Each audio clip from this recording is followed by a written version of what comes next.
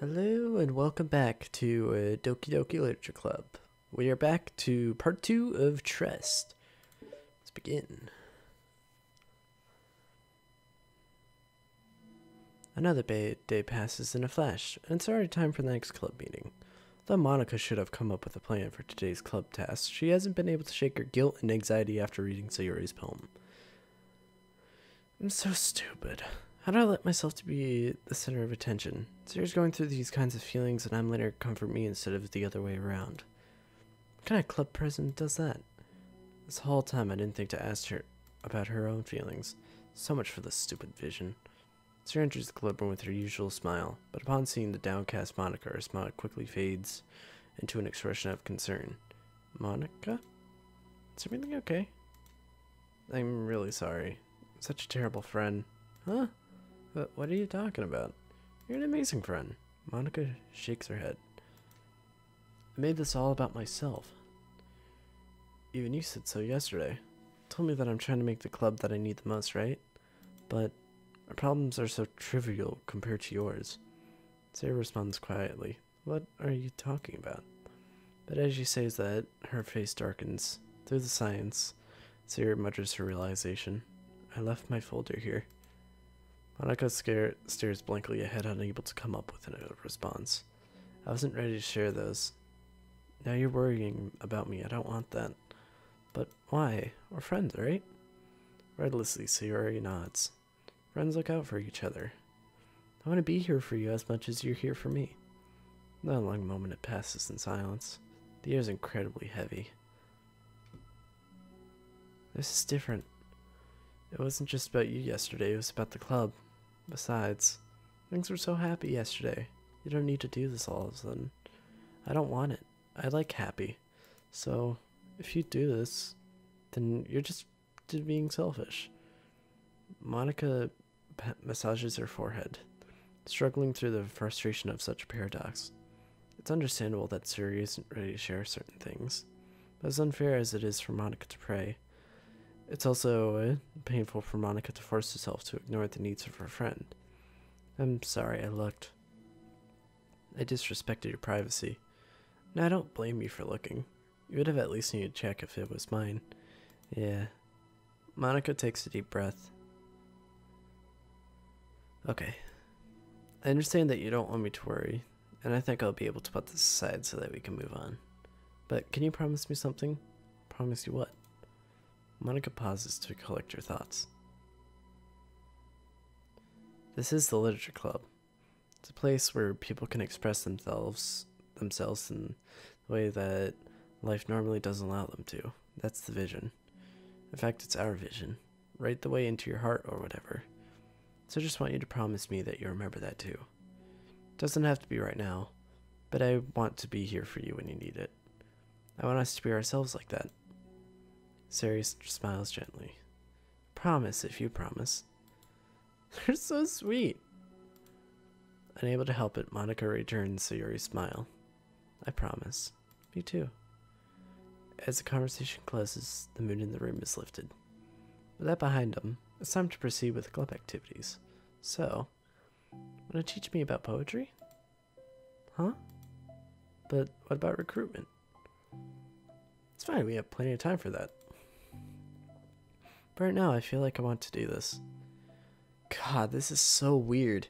Because, like, the way that you know Monica from the main game is she's just killing everyone just to be with you. Being with your main character. And also the person on the other side of the screen. But just, I like these side stories because, like, they go in depth of, like, their friendship with each other. They don't really get much to see. Which I really like. Even the music's really soothing. But let's get back. I mean, I do have to fulfill my end of the promise, you know? There's no way I could say no to that. Just don't expect much. I do a lot of writing, but it's not like I'm a scholar or anything. That's fine. I think I just need, like, some motivation. Never know where to start when it comes to writing poems. Starting isn't so hard. You kind of just need to write down your feelings and see where it takes you. Yeah, but that wouldn't come up any good. It's not supposed to. You're gonna have to fight your perfectionist mind on this one. You can just start by writing your feelings and see what kinds of things it makes you think of. Then you can turn your feelings into a little story. You can get your feelings down first, and then make it sound pretty later. It's not like building a railroad where you go from one end to the other. It's more like a collage where you find all the things you want to put in, and then you arrange them in a pretty way. At least that's how I do it. It's not like it's the only way. It's a really good way to not get stuck right at the beginning. I understand. I always get so caught up in how it sounds that I forget about what's actually important. Monica pulls out a pen and paper to start writing on. Stop being a perfectionist. You idiot. Ha, I'm just kidding. Monica scribbles out "you idiot" after she writes it down. No, keep it. What? Why? Calling me an idiot? Of course not. But the point is that you're not supposed to police your feelings, right? Be as dramatic as you want. But I was just... well, yeah. Underneath the scribble, Monica rewrites "you idiot." She stares at the paper. Her words stare back at her. It's kind of funny I wrote that down. What I'm mad at myself for, and then I did that exact thing anyway. This is really gonna take some getting used to. I believe in you. Thanks, I do too. Me, I mean. But also you, of course. Monica continues the exercise, jotting down her thoughts. Surprisingly quite a struggle to write without overthinking it. But after a while, with serious guidance and encouragement, Monica's sheet of paper begins to look fairly lively, peppered with all of her random thoughts. Phew. Monica looks up and down at her sheet. Gosh, I feel so tense looking at this. I hate it. It's also kind of liberating. I can tell how hard you're trying. It makes me happy. I think you'll be good at writing poems. Don't give me too much credit. I'd have to try really, really hard at it. I think it's something that I'll enjoy doing. With you. See her beams. Stop here, but we still have time. Try to work on a new flyer for the club. Don't be so picky about the language. Yay, let's do it! Monica and Sarah proceed with their work. With each passing day, the two of them become more confident in the club. Not simply from their recruitment planning, but from their vision as well. As their bonding strengthens, so does the essence of the literature club. Finally begin to truly feel it's only a matter of time before they find more members. It's so wholesome. Another day passes. As usual, Monica is the first one in the club room. With her is a printout of the revised literature club flyer, complete with all the new ideas Monica and Sarah came up with. Apparently this was the flyer we gave to that one reading girl the other day. So much more attractive than the old one. But the catchphrase is featured clearly in the center of the flyer, right the way into your heart. Surely common sense would say that one writes from the heart, not into the heart. But the message being delivered is that one can use writing to discover themselves.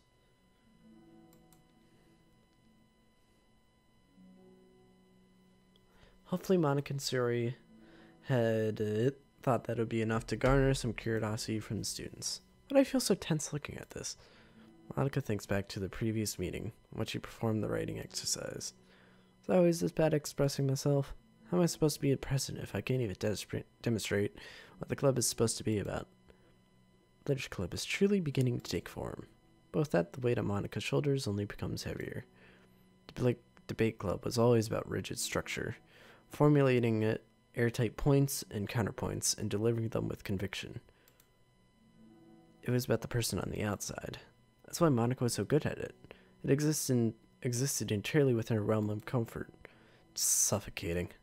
I need to break through this mental wall. I need to learn to express myself, for real. Monica pulls out a sheet of paper and grabs her pen. She presses the tip of the pen firmly against the paper. But her hand doesn't move. Instead, a tiny blot of ink collects around the tip of her pen. Monica lifts her pen and stares at the little blotch. For some reason, she feels compelled to run her finger across it. As she does so, the blank ink smears across the paper, ruining Monica's canvas. Ugh. Out of spite for herself, Monica presses her pen down once again, letting the ink collect. She creates a second smear on the paper. Come on, Monica. Just move your hand. Monica writes. This is what I get for seeking perfection. A stain. Monica slides the paper away from her and puts her head down on the desk. Oh. The air conditioner seems louder today. I'm here. Hi. Monica hears Sayori approach the desk and then stop for a second, probably reading the piece of paper. Then she sits down at the adjacent desk. Bad day? Mm-hmm. Me too. You too? The new flyer looks so good. You've been working so hard. On the club, but also something else, I think. I can't do it. I'm sorry. It's hard to just be vulnerable. Sarah takes the sheet of paper from Monica's desk. She writes something down, then stares at it for a while. Can I trust you? Of course. You can trust me with anything. Sarah gazes at Monica with sadness in her eyes. Understanding the signal, Monica takes the paper from Sayori's desk and reads it. Sometimes I want to die. Oh no. Sayori, this is really, really hard for me. Her voice shakes. So if I can do it, then you can too. Because you're like a million times better than me. That's completely not true. Sarah takes a deep breath, trying to steady herself.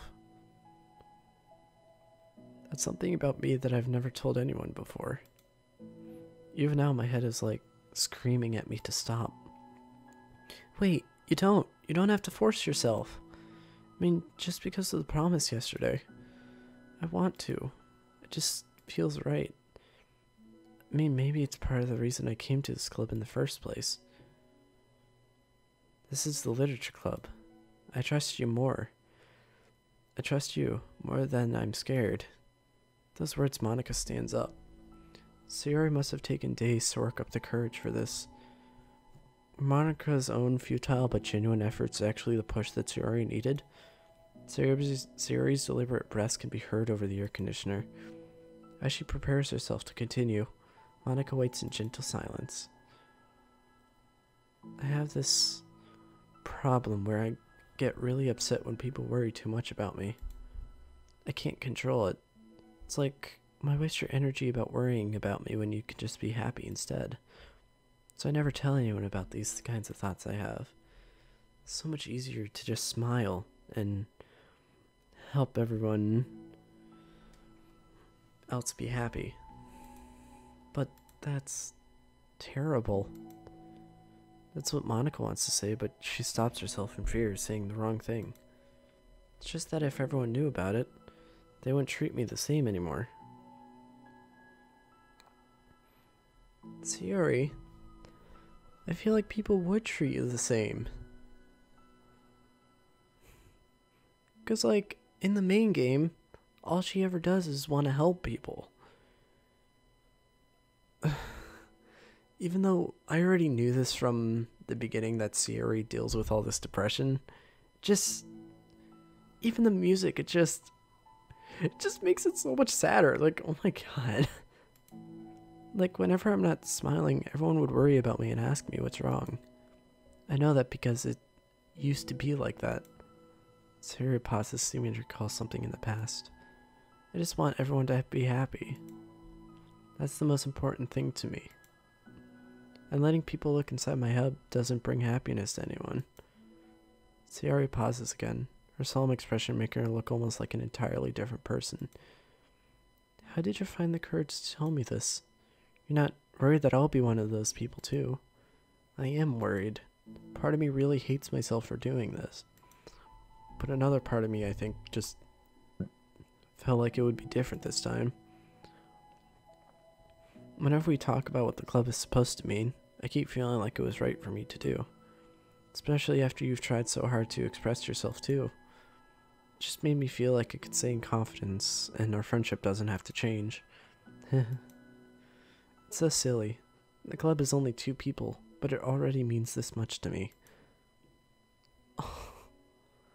Monica feels a tightening sensation in her heart. I feel a connection as Sayori's emotions radiate between them. Me too. I was so lost until you showed up. You're so brave, Sayori. You're so strong and brave. I don't even compare. Monica steps forward. But if nothing else, I can at least offer you some hug energy, if you'd like. Oh. Wordlessly and without a smile, Sari rests her forehead on Monica's shoulder. Through their contact, Monica can almost feel the turn of thoughts swimming in Sari's head. In this moment, enchanted by the air of the club, Monica realizes that of all the days that have passed, this is the one where she really, really hopes that nobody new walks through the door. She speaks softly. You're like the sweetest girl I've ever met. Oh my god. You could say anything. I'll never judge you.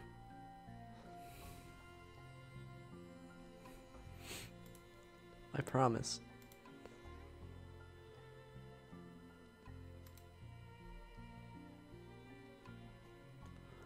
She takes several breaths, trying as hard as she can to start speaking, to say the things she never once dared to say out loud. Finally, she speaks in a choked voice. I'm so worthless. I'm worthless and everyone would be better off without me. Oh.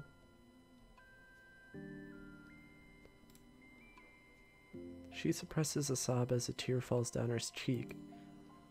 I'm just an inconvenience to everyone.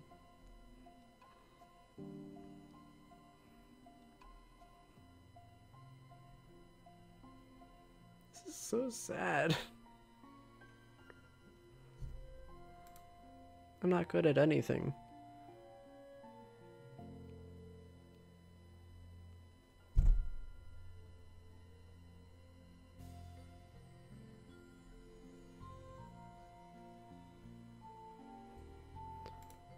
The more Siri speaks, the more she fails to control her voice, falling victim to the overwhelming sadness clutching at her throat and chest. I don't want to have these thoughts. I want them to go away. And now I'm making you put up with me and I just want to die. As soon as Sayori loses her composure, Monica becomes determined to keep her own. She only wants to be what Sayori needs right now, so she won't let any sadness show. Her voice comes through as soft and gentle. This isn't putting up with you, it's just being your friend. Monica offers a few words of comfort, but she knows Sayori said it herself, that the thoughts Sayori experiences are ones that don't belong, and Monica can't magically make them go away. The most she can do is help Sayori battle them, like any good friend would do. You have so much value, to me and your other friends too. This club wouldn't have been the same without you. I really, really mean that. You coming here was the best thing that could have happened. Even if we never got any other members, I would still be happy. That's what brought you here.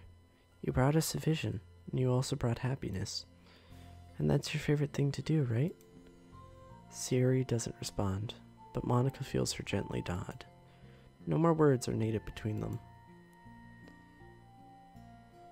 The two share their embrace for a while longer, Monica letting Sayori take as much time as she needs. Once her breathing steadies and her sniffles fully cease, Sayori lifts her head and wipes her eyes. I guess I needed that. Some days are harder than others. Well, I'm here whenever you need me. But another time, I'll make sure that things are the way they usually are. That's what makes you happy. Thanks. You're the best. No, you are. The two exchange smiles. You know, sorry to bring this up all of a sudden, but have you considered talking to a professional? Sayori nods. It's scary. Since it's already so hard to tell people. Yeah. Well, of course it would always be your choice. But if you're looking to find the courage for it, I could do my best to help you. Thanks. I think it helps knowing that you would. Sayori silently yawns and stretches. Wow, that made me tired. And hungry. Well, I won't make you do any work today if you're not up for it. No, I want to. I mean, I can say that it's definitely one thing that makes me happy. Monica smiles. But I might want to get a snack first.